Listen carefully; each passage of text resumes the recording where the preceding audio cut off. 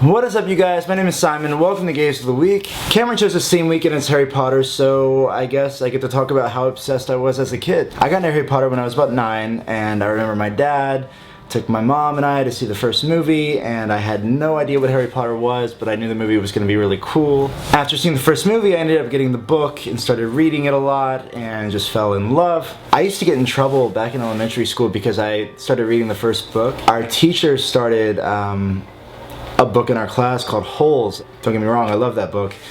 But I remember sitting in the back of the classroom and getting in trouble all the time because she would threaten to take my book away because it was the only thing I wanted to read. Why do I have to read what you want to read? I mean, everybody in the fucking world is reading this book, you know? I remember every Christmas I used to ask my parents for the new Harry Potter game, and I would get them, "Thank you, Santa, thank you, Santa, thank you."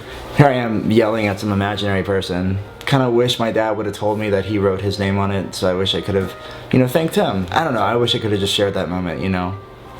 I would have been like all over my dad, like just so excited. And then for my 10th birthday, I made a birthday wish that I would end up really going to Hogwarts and really being able to do magic. I wasted a wish on that.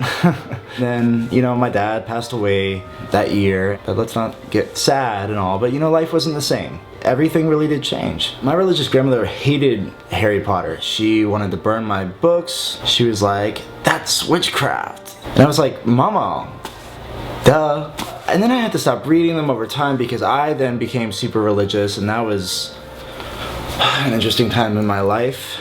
At that time, I used to always get in trouble because I wasn't a bad kid. I was just really hyper and had a lot of energy, and some things would have gotten me in a lot of trouble, like a lot of stupid things, you know, like egging houses and shit like that, which was really fucked up. I remember like hiding in the bushes or worried that I was gonna get in trouble. In those moments, I'd be like praying to God. I was just like, "Please, please, please, God, I promise I won't like boys anymore. I promise I'll stop loving Harry Potter." I don't remember if I ever got in trouble though. I was such a dumbass though for not liking Harry Potter. I mean, or for thinking that it was bad. It was something that I loved as a kid, and I would like never miss that. I eventually found my way back to being able to enjoy it because I still loved it the entire time. I just had to learn to like let go and like really stop being stupid. And then I turned 19 and I was in my first relationship when I saw the last movie. It was like super depressing because my entire childhood was over, and it really was. Parents knew that I was out and I was living with my new boyfriend. That was only for the summer because the biggest thing that could happen when you're becoming an adult,